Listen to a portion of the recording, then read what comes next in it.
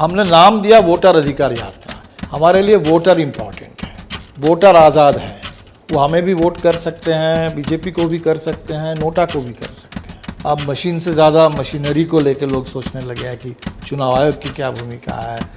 1989 में, उससे पहले हम लोग चुनाव बहिष्कार किया करते थे, तो बाद में हमें लगा कि भाई बहिष्कार तो उस चीज़ का किया जा सकता है कि जहाँ जो चीज़ हमारे पास है, जो है ही नहीं उसका क्या बहिष्कार करें।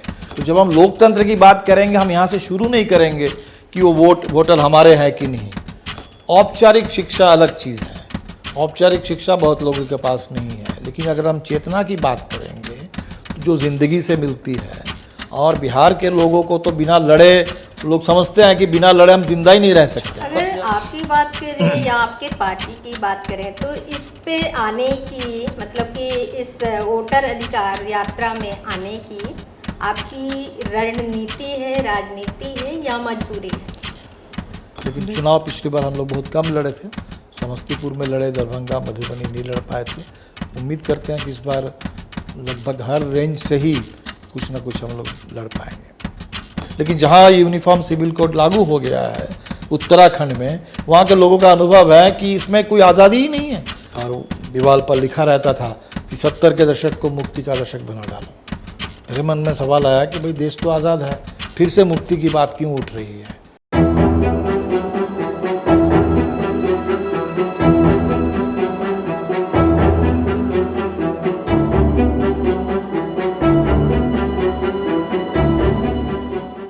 नमस्कार, मैं मीरा देवी, खबर लहरिया से प्रबंध संपादक। आप सबका बहुत बहुत स्वागत है मुद्दे की बात खबर लहरिया के साथ के इस एपिसोड में। 1925 में बनी भारतीय कम्युनिस्ट पार्टी से आगे चलकर 1964 में माकपा और फिर 1969 में भाकपा माले का गठन हुआ। आज बिहार की राजनीति में ये आखिर में बनी पार्टी भाकपा माले तीनों वाम दलों में से सबसे बड़ी पार्टी है। महासचिव दीपांकर भट्टाचार्य के नेतृत्व में पार्टी ने 2020 के विधानसभा चुनाव में शानदार प्रदर्शन करते हुए 19 में से 12 सीटें जीती थीं। इस बार भाकपा माले इंडिया ब्लॉक के साथ है और करीब 40 सीटों की मांग कर रही है। आज हमारे साथ हैं दीपांकर भट्टाचार्य, जो लगभग 25 वर्षों से इस पार्टी की कमान संभाल रहे हैं। तो सबसे पहले आपका बहुत बहुत स्वागत है हमारे चैनल में, खबर लहरिया में। हम शुरू करते हैं वोटर अधिकार यात्रा से, और वो अनुभव और किस तरह से पूरा ये कार्यक्रम रहा आपके लिए, किस तरह से रहा वो? देखिए, वोटर अधिकार यात्रा से भी पहले से शुरू करना चाहिए जी, बिल्कुल। क्योंकि SIR का हमला अगर नहीं हुआ होता तो शायद ये यात्रा निकालने की अभी ज़रूरत नहीं पड़ती। तो दरअसल ये SIR का हमला बिहार पर हुआ है, तो इसमें जैसे लोगों को बात समझ में आई कि करीब 2 करोड़ लोगों के नाम कटने का पूरा खतरा था, खतरा तो अभी भी है, तो इसको लेके बिहार में आंदोलन शुरू हुआ। मैंने महाराष्ट्र में चुनाव हो जाने के बाद लोगों को कुछ बात समझ में आने लगी, बिहार में शुरू से ही लोगों को बात समझ में आने लगी थी। तो इसीलिए आपने देखा होगा कि 25 जून से अचानक ये अभियान शुरू होता है, ठीक नोटबंदी की तरह। और इसीलिए बिहार के लोगों ने उसका नाम भी दिया वोटबंदी, कि जैसे लोगों को नोटबंदी याद आई कि नोटबंदी के तर्ज पर वोटबंदी हो रही है। और उसके बाद धीरे धीरे जुलाई के अंत आते आते पता चल गया कि 65 लाख लोगों के नाम कटे गए। तो इसको लेके और ज़्यादा आंदोलन शुरू हुआ। तो इसी कड़ी में ये यात्रा थी 17 अगस्त से 1 सितंबर तक, और यात्रा बहुत अच्छी यात्रा थी। मेरे ख्याल से दोनों बातें साथ साथ चली, एक तो बिहार में जो कुछ हो रहा है इसको लेके, और अब जो लोगों के मन में पहले से आशंका थी कि कहीं ना कहीं चुनाव में कुछ गड़बड़ हो रहा है। चाहे वो मशीन को लेके पहले लोग सोचते थे कि EVM में गड़बड़ी है, अब मशीन से ज़्यादा मशीनरी को लेके लोग सोचने लगे हैं कि चुनाव आयोग की क्या भूमिका है, मतदाता सूची में क्या गड़बड़ी हो रही है, महाराष्ट्र के चुनाव में क्या हुआ। खासकर जब से राहुल गांधी ने वो अपना खुलासा किया बेंगलुरु सेंट्रल के महादेवपुरा, तो पहले वोट बंदी, अब वोट चोरी, और ये जो नारा बिहार से चला कि वोट चोर गद्दी छोर, तो अब पूरे देश में ही गूंज रहा है। तो यात्रा में ये दोनों बातें हुई कि वोट बचाने की लड़ाई और वोट को बचाते हुए सही वोट का इस्तेमाल भी तो करना है सरकार को बदलने के लिए। ये दोनों एंगल से लोगों ने काफ़ी सपोर्ट दिया यात्रा में। बहुत अच्छी यात्रा हुई, 1300 किलोमीटर पूरा, एक तरह से आप इसको बिहार की परिक्रमा कह सकती हैं। बिहार के इंटीरियर में हम लोग यहीं जा पाए, एक एक ज़िले को टच करते हुए। मेरे ख्याल से करीब 20 ज़िले, आधा बिहार टच हुआ। और विधानसभा की सीट की बात करें तो मेरे ख्याल से 50-55 सीटें, तो ये बहुत अच्छा है। अगर आपकी बात करें या आपके पार्टी की बात करें तो इस पे आने की, मतलब कि इस वोटर अधिकार यात्रा में आने की आपकी रणनीति है, राजनीति है या मजबूरी है? नहीं, मजबूरी क्या, मजबूरी आप कह सकती हैं, क्योंकि इस देश में लोकतंत्र के नाम पर सच कहिए तो अगर कुछ है तो चुनाव होता है। लोगों को बहुत सारे अधिकार अभी भी नहीं मिले हैं, लेकिन कम से कम एक वोट डालने का अधिकार था। और बिहार में मैं आपको बताऊं कि 80 के दशक तक वो अधिकार भी कागज़ पर ही था।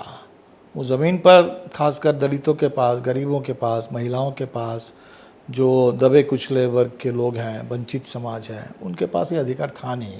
बूथ कब्जा हो जाता था, सामंती ताकतें तय करती थी कहाँ किनको वोट डालना है, किनका वोट कहाँ जाएगा। तो बिहार में 80 के दशक में भी हमें वोट डालने के अधिकार के लिए लड़ना पड़ा है और काफ़ी कीमत चुकानी पड़ी है। 1989 में, उससे पहले हम लोग चुनाव बहिष्कार किया करते थे, तो बाद में हमें लगा कि भाई बहिष्कार तो उस चीज़ का किया जा सकता है कि जहाँ जो चीज़ हमारे पास है, जो है ही नहीं उसका क्या बहिष्कार करें। तो इसलिए हम लोग वोट में लड़ना शुरू किए, और जो लड़ना शुरू किए, लोगों ने वोट डालने के लिए पहली बार वोट डाला 1989 में। और ऐसा हुआ कि चुनाव ख़त्म हुआ, शाम को जनसंहार हुआ, 22 लोगों की हत्या कर दी गई क्योंकि लोगों ने हिम्मत दिखाई थी कि वोट डालने की। और उस बार हम लोग चुनाव जीते भी थे। तो इसलिए वोट की कीमत, इसको बिहार के गरीब समझते हैं। बिहार के तमाम दलित, भूमिहीन, छोटे किसान, अति पिछड़ी जाति के लोग, बिहार की महिलाएं, तो हमें लगता है कि बिहार को जब लगा कि भाई हमारे वोट डालने का जो अधिकार है इसी को कहीं छीनने की कोशिश हो रही है, तो बिहार बहुत ज़बरदस्त ढंग से लोगों ने रिस्पॉन्ड किया। तो इसको हमने नाम दिया वोटर अधिकार यात्रा। हमारे लिए वोटर इम्पॉर्टेंट है, वोटर आज़ाद है, वो हमें भी वोट कर सकते हैं, बीजेपी को भी कर सकते हैं, नोटा को भी कर सकते हैं। तो जब हम लोकतंत्र की बात करेंगे, हम यहाँ से शुरू नहीं करेंगे कि वो वोटर हमारे हैं कि नहीं। तो बिल्कुल हम कोई वोट बैंक या कोई बंधे हुए वोटर, इसमें हम मानते भी नहीं है, ऐसा होता भी नहीं है, होना भी नहीं चाहिए। तो इसीलिए वोटर अधिकार यात्रा, उसमें हर एक, बल्कि इससे एक सवाल भी खड़ा हुआ बिहार में कि आखिर बात क्या है कि जब बिहार परेशान है, 65 लाख लोगों के नाम कटे हैं, तो कायदे से तो बिहार में जितनी पार्टियां सक्रिय है सबको इसको लेके बोलना चाहिए था। जिंदा लोगों को मुर्दा घोषित कर दिया जा रहा है। एक हमारा नौजवान आरा से आया आपके सुप्रीम कोर्ट तक, मिंटू पासवान। तो मिंटू पासवान, ऐसे हजारों मिंटू पासवान बिहार में हैं।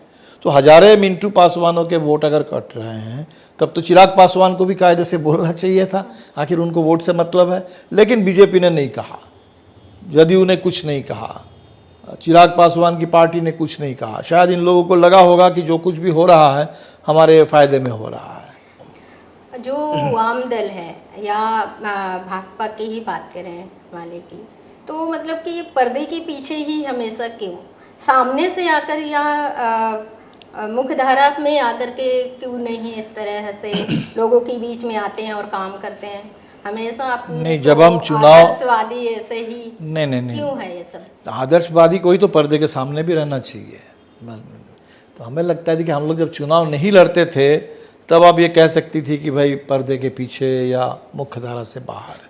अब जब से हम चुनाव लड़ रहे हैं, करीब पिछले 40 साल से हम लोग लड़ रहे हैं चुनाव, और हमारी ये कोशिश है कि चुनाव, लोगों को ये समझाया जाता है कि भाई चुनाव अगर लड़ना है तो चुनाव में तो बड़े पैसे चाहिए, पैसे तो कहीं किसी भ्रष्ट तरीके से ही आ सकते हैं, कोई बड़ा पूंजीपति से ही मिल सकता है।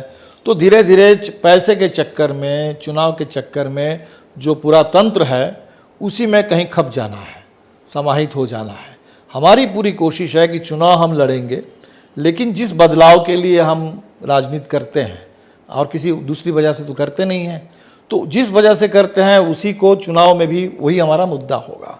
तो तब से तो हम लोग मुख्य धारा में हैं, लेकिन बहुत कठिन है, क्योंकि सबसे गरीबों की पार्टी, सबसे गरीबों के मुद्दे, आज का जो ज़माना है उसमें गरीबों की तो बात ही नहीं होती, गरीब के मुद्दों की बात ही नहीं होती है। तो इसीलिए जो माहौल है देश का वो बहुत हमारे लिए माकूल नहीं है, काफ़ी विपरीत परिस्थिति है सबके लिए जो भी लड़ना चाहते हैं।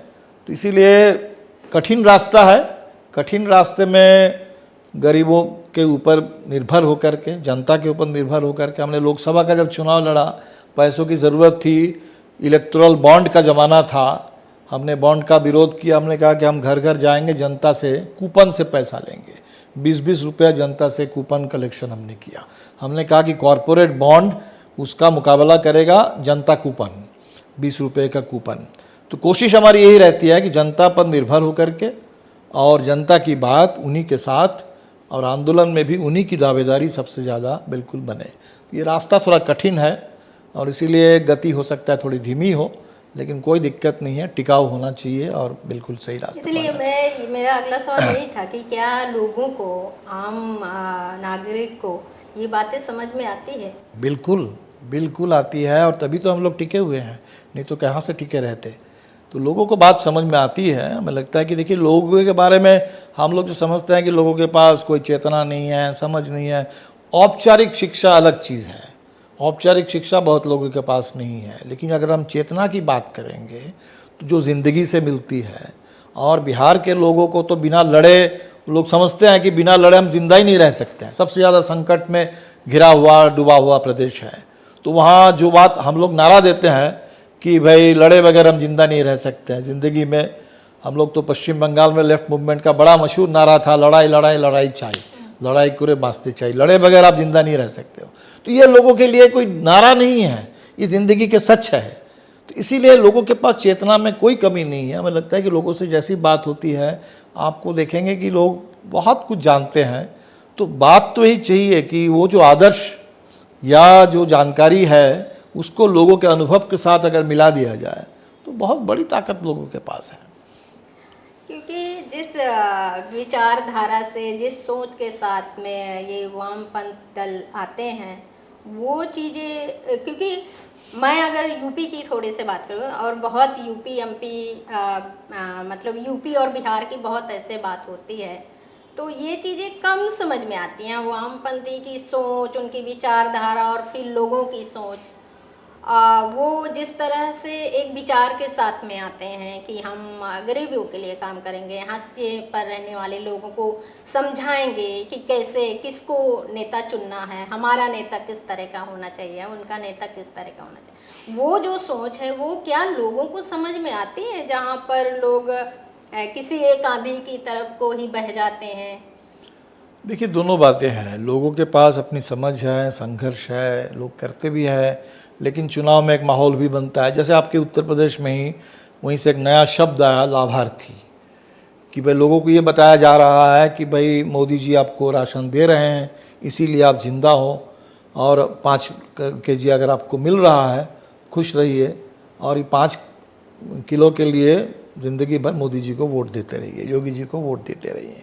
तो ये लोगों को जिस तरीके से उनके सारा अधिकार, उसको पूरा नीचे एक तरह से उनको एक गुलाम की तरह लग रहा है कि हम सरकार कोई आपको भीख दे रही है। तो हमें भीख नहीं चाहिए, हमें अपना हक चाहिए जो संविधान में मिला हुआ है। तो हमें लगता है भीख बनाम हक, ये बात लोगों को बिल्कुल समझ में आती है। लोग भीख बिल्कुल नहीं चाहते, लोग गुलामी बिल्कुल नहीं चाहते, लोग आज़ादी के साथ, अपने पूरे सम्मान के साथ जीना चाहते हैं। चलिए, आपकी मतलब कि चुनावी रणनीति के बारे में बात कर लेते हैं। चुनाव आ ही गए हैं, आप किस तरह की तैयारियां कर रहे हैं उसके लिए? देखिए, हम लोग अभी फ़िलहाल बिहार में एक बड़ा गठबंधन है। पहले उसका नाम महागठबंधन था, आज भी महागठबंधन है, लेकिन अब वो बेसिकली जो इंडिया गठबंधन है पूरे देश के पैमाने पर।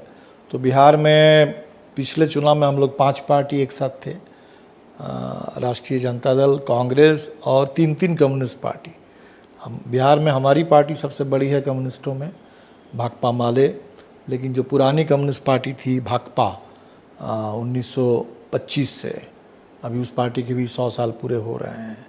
और फिर 1964 से और एक पार्टी बनी थी CPM माकपा, और हमारी पार्टी बनी 1969 में जा कर के। तो ये तीनों कम्युनिस्ट पार्टी, कांग्रेस और राष्ट्रीय जनता दल, 5 पार्टी का था। इस बार पार्टियों की संख्या कुछ बढ़ी है। एक नई पार्टी बिहार में बनी है जिसका नाम है विकासशील इंसान पार्टी VIP, जो बेसिकली कह लीजिए तो निषाद जाति पहचान को लेकर के एक पार्टी बनी है। तो और भी कुछ पार्टियां हैं, तो एक गठबंधन है।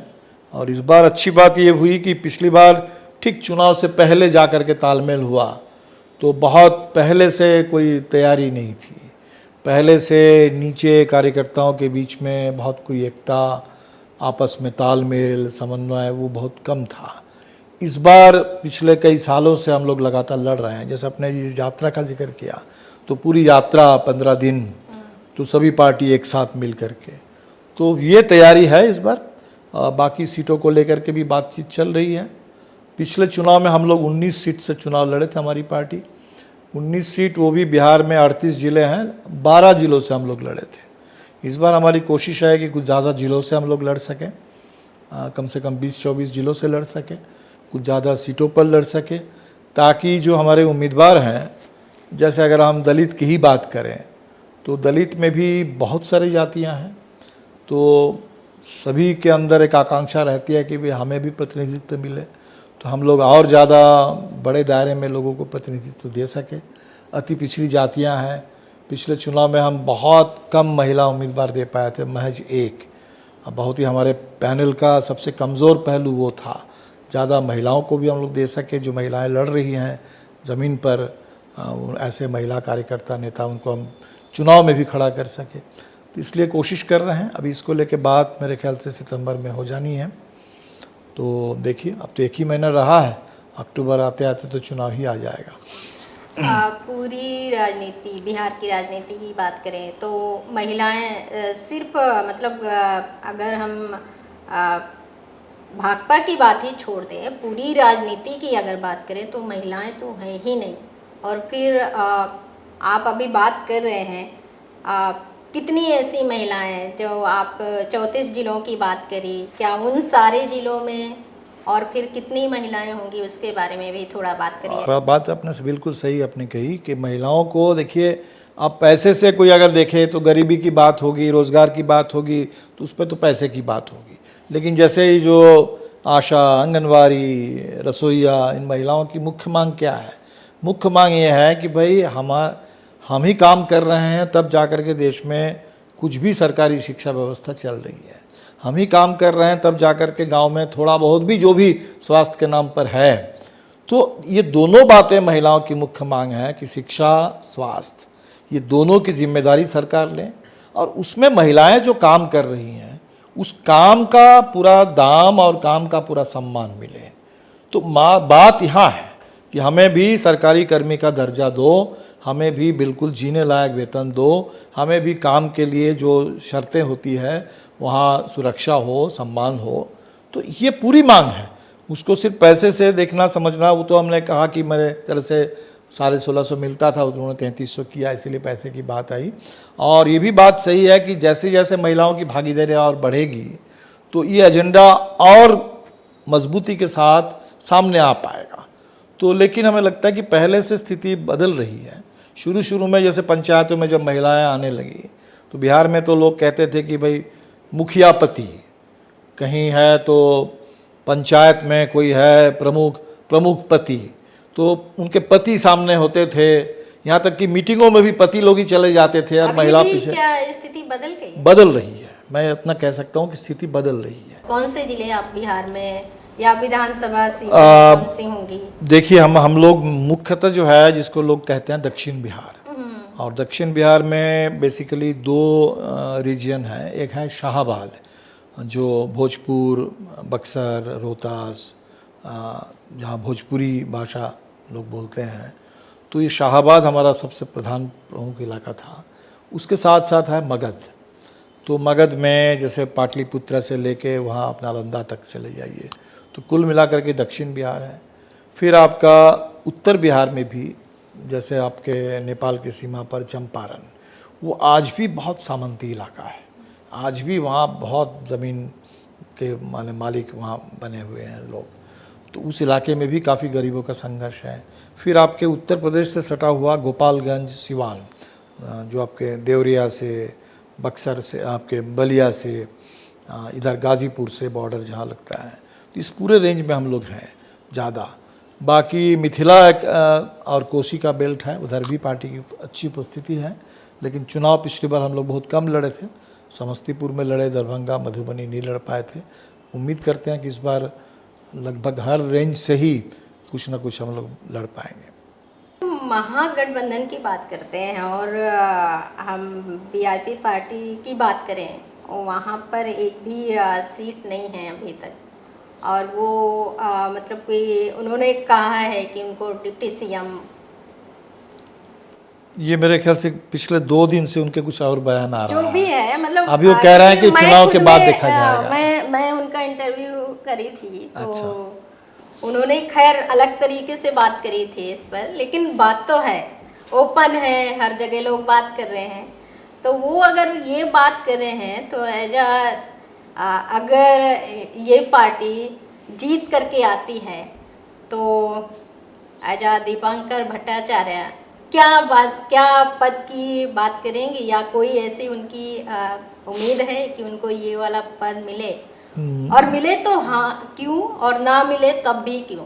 दोनों सवाल हैं। देखिए, हमारी पार्टी पिछली बार तो हमारे पास 12 विधायक थे, तो जब नीतीश जी इस तरफ आ गए थे और 17 महीने बीच में हम लोग एक तरह से सरकार थी, तो उस समय हमारे सामने भी कुछ लोग कह रहे थे कि भाई सरकार में भी जाना चाहिए।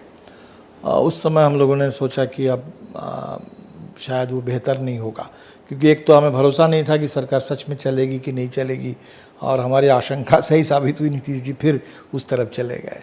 तो अगर हमारे पास एक संख्या में कुछ विधायक होते हैं और ऐसी बात बनती है कि भाई सरकार में जा कर के भी कुछ हमें काम से मतलब है, तो जैसे हमने कहा कि बिहार में शिक्षा व्यवस्था पूरी तरह से चौपट है।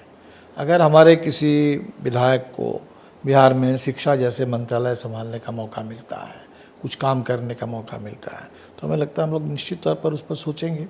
तो हमें कोई डिपार्टमेंट जहाँ, या महिलाओं के लिए, ग्रामीण विकास के लिए, तो ऐसे कुछ भी काम करने का मौका मिले। लेकिन अगर हम सरकार के अंदर ना भी जाएं, बाहर से भी समर्थन दे, या कहीं बिहार में महाराष्ट्र की तरह चुनाव चुरा करके फिर एनडीए की सरकार बन जाए, हम विपक्ष में भी रह जाए, तो कुछ भी हो सकता है चुनाव में। तो कुछ भी हो जाए, तो बुनियादी बात हमारे लिए है कि भाई जो आंदोलन है वो बिल्कुल धीमा नहीं पड़ना चाहिए। आंदोलन की गति बनी रहनी चाहिए, उसकी ताकत और बढ़े, उसका तेवर और ठीक हो, और फिर उसी आंदोलन के एजेंडा को हम सरकार के अंदर भी ले जाएं, क्योंकि अल्टीमेटली सरकार नीति कुछ भी बने, वो नीति उसी हद तक लागू होती है जिस हद तक नीचे लोग संगठित है और अपना एक दावेदारी उसमें जता सकते हैं।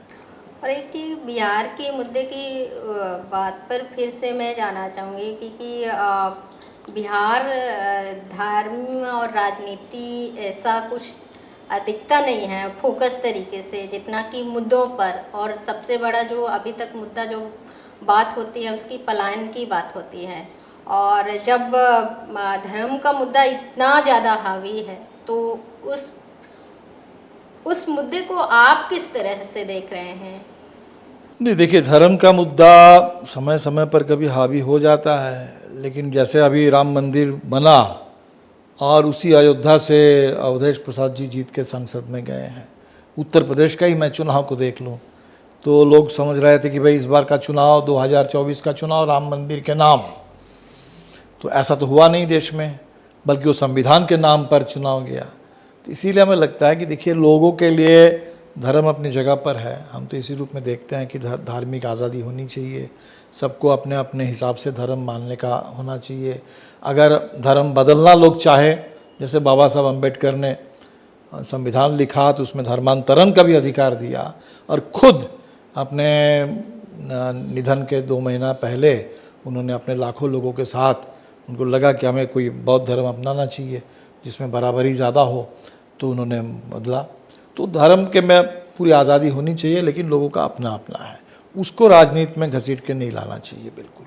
और राजनीति जो है वो लोगों के ज़िंदगी के दूसरे सवालों पर होनी चाहिए। तो बिहार में अगर पलायन पर ज़्यादा चर्चा होती है, मैं समझता हूँ कि बिल्कुल अच्छी बात है, क्योंकि वो बिहार का सबसे क्रूर वास्तव है। और इस बार जो नाम कटे हैं SIR में, सबसे ज़्यादा प्रवासी मजदूरों के नाम कटे हैं, 35 लाख। और मैं तो हैरान हूँ कि उसमें महिलाओं के नाम ज़्यादा कटे हैं, जबकि महिलाएं तो कम पलायन करते हैं पुरुषों की तुलना में। अब इसमें भी महिलाओं के साथ बड़ा अन्याय हुआ है। तो ये मुद्दा बनना चाहिए, और रोज़गार का मुद्दा बनना चाहिए, शिक्षा का, स्वास्थ्य का मुद्दा बनना चाहिए। और बिहार में अगर बहुत ज़्यादा वो धार्मिक कट्टरता या उस तरीके के धर्म के नाम पर, देखिए उसको धर्म कहना बेकार है, एक तरीके से नफ़रत, एक तरीके से उन्माद, तो हम लोग इसको कहते हैं उन्माद और उत्पात की राजनीति। तो उन्माद और उत्पात के खिलाफ लोगों में जो शांति, भाईचारा, अमन और इंसाफ, न्याय का मुद्दा, वो महत्वपूर्ण है। तो हम तो चाहते हैं कि बिहार में ऐसा बिहार रहे, थोड़ा और उत्पात के खिलाफ, ये सब उन्माद के खिलाफ बिहार खड़ा हो जाए। मॉब लिंचिंग की घटनाएं बिहार में भी घटी हैं। ये बुलडोज़र राज आपके उत्तर प्रदेश तो कुख्यात है, लेकिन बिहार भी बड़े पैमाने पर शुरू हो गया है बुलडोज़र चलना, गरीबों के घर गिराना। तो ऐसा ना हो बिहार में। और बिहार में एक बात है, बीजेपी जो बिहार में आज तक अकेले सरकार नहीं बना पाई, हमेशा उसको नीतीश कुमार की ज़रूरत रही है, उनके कंधे पर बंदूक रख करके चलाना पड़ा है। तो अब लोगों को लग रहा है कि शायद बीजेपी इस कोशिश में है कि कोई उनको योगी आदित्यनाथ टाइप के मिल जाए और बुलडोज़र राज बिहार में आ जाए। तो बिहार लेकिन इसके लिए तैयार नहीं है, क्योंकि बिहार को ये समझ है कि भारतीय जनता पार्टी अगर अकेले बिहार में राज करेगी तो वो ना सिर्फ दंगा फसाद होगा, बल्कि वो जो ज़माना था जिसको बड़े मुश्किल से पीछे छोड़ते हुए लोग आगे बढ़ रहे हैं, सामंती रोब दाब, सामंती धाक, वो जो पूरे ज़मींदारों का राज था, तो उसको लौटा के लाने की कोशिश होगी। तो इस पर भी बिहार बहुत सजग है, और बिहार के गरीब इस सामंती रोब दाब के आगे वो दोबारा समर्पण नहीं करेंगे। आपने एक बात करी है मॉब लिंचिंग की, और मुस्लिम वोटर्स को भी अगर देखें तो उनकी, और मतलब कि वोटर्स क्या कहूँ, पूरा समुदाय, मतलब कि जो अपने आप को काफ़ी अलग महसूस करता है, वो पीड़ा बता नहीं पाता, कोई समझ नहीं पा रहा है, लेकिन उनकी पीड़ा कुछ इस तरह की ही दिखती है, जो अपने को अलग थलग लगता है उनको, जो इस तरह से कभी रहा नहीं है या होना नहीं चाहिए। नहीं, बिल्कुल आपने सही कहा कि मुस्लिम की जो पीड़ा है कि देखिए, अभी उमर खालिद 5 साल से जेल में है, कितने लोग, गुलफिशा 5 साल से ज़्यादा समय जेल में है, और बार बार उसका बेल का पिटिशन आया तो सुनवाई नहीं होती थी।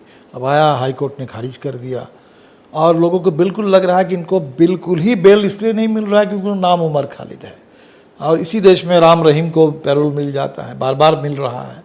तो मुस्लिम के साथ जो अन्याय हो रहा है, इस पर जितना बोला जाए वो कम है। अब बोलना चाहिए, इसके लिए इस मुस्लिम समुदाय की बात नहीं है, लोकतंत्र की बात है कि अगर उस पर आज नहीं बोलेंगे, कल किसी और के साथ भी अन्याय हो भी रहा है।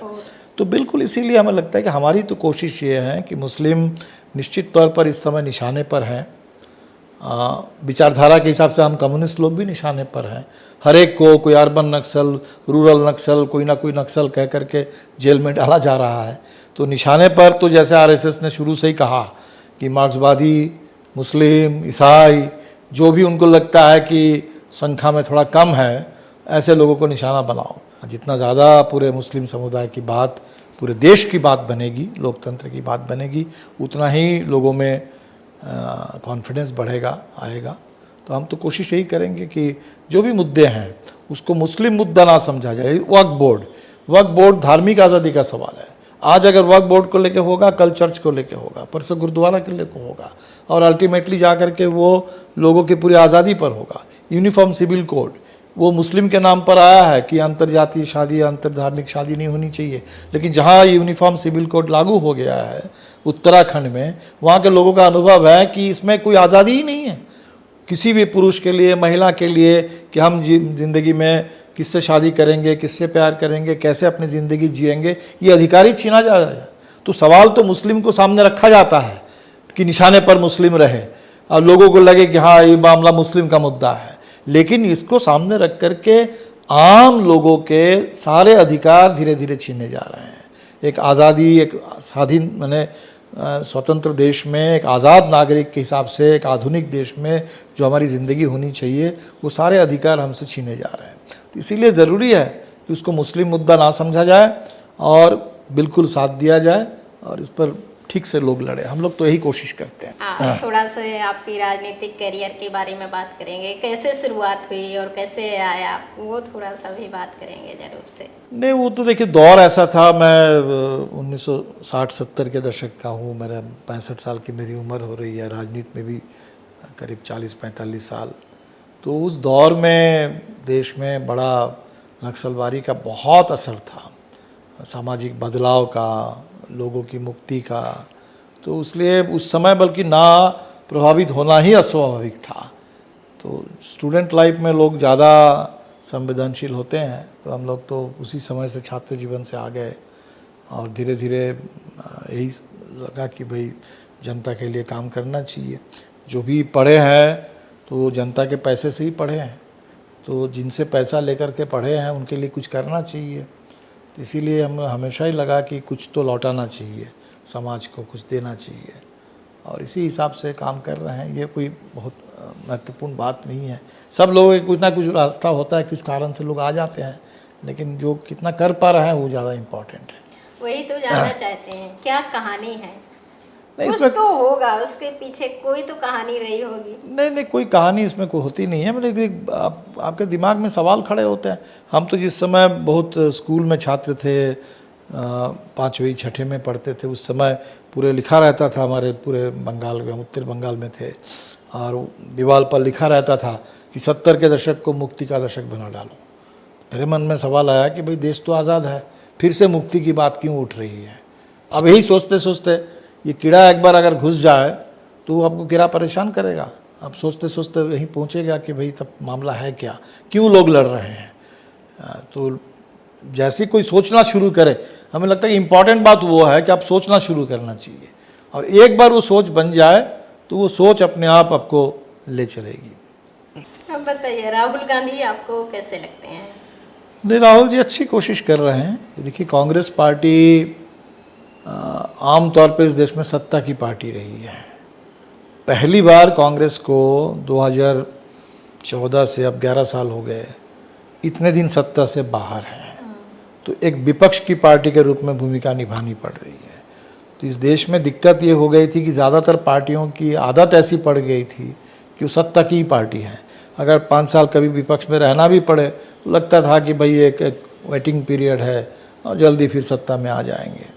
तो विपक्ष की पार्टी के रूप में कांग्रेस पार्टी को फिर से खड़ा करना, इस कोशिश में लगे हुए हैं। बिल्कुल कांग्रेस के लिए इस दौर में चाहे संविधान का मुद्दा हो, चाहे जाति जनगणना के मुद्दा हो, आरक्षण का मुद्दा हो, इस देश में जो अदानी अंबानी का जो दबदबा है इस समय, पूरे कॉरपोरेट लूट, उनको सब कुछ चाहिए इस देश में। हर बंदरगाह चाहिए, हर हवाई अड्डा चाहिए, हर सड़क चाहिए, पूरे जल जंगल ज़मीन पूरा चाहिए इस देश में। वैसे में इस लूट के खिलाफ जनता की बात कर रहे हैं, तो साहस के साथ कर रहे हैं। मुझे लगता है कि अच्छा काम कर रहे हैं, और ऐसे ही कांग्रेस को चाहिए इस दौर में फिर से खड़े होने के लिए, और कोई रास्ता नहीं है। और आपके प्रशांत किशोर जी को लेकर के आपके क्या विचार हैं? प्रशांत किशोर जी, देखिए, नए जब आए थे ना बिहार में, तो लोगों को लगा था कि चलो ठीक है, पहले दूसरों के लिए चुनाव मैनेज कर रहे थे, अब अपने लिए करेंगे तो कोई नई बात भी करेंगे। लेकिन बहुत लोकसभा चुनाव के बाद से लोगों को प्रशांत किशोर को लेकर के उनके मन में कुछ संदेह पैदा हुआ, क्योंकि वो मोदी जी को 400 पार कराने में उनकी ज़्यादा दिलचस्पी थी। जब पूरा देश मोदी जी को खारिज कर रहा था, ऐसे एक दौर में वो आराम से बोल रहे थे नहीं मोदी जी आ जाएंगे। और फिर उन्होंने कहा कि कोई आंदोलन की ज़रूरत नहीं है। ये भी बिहार को अच्छा नहीं लगा, क्योंकि बिहार को पता है कि बिना लड़े कुछ मिलता ही नहीं है। तो अब तो धीरे धीरे आगे समय बताएगा कि उनकी राजनीति क्या होगी, उनकी पॉलिसीज़ क्या होंगी। खबर लहरिया से बात करने के लिए आपका बहुत बहुत नहीं, धन्यवाद। और हम चाहेंगे कि और आपके चैनल जो है बिहार में और ज़्यादा लोग देखें इसको।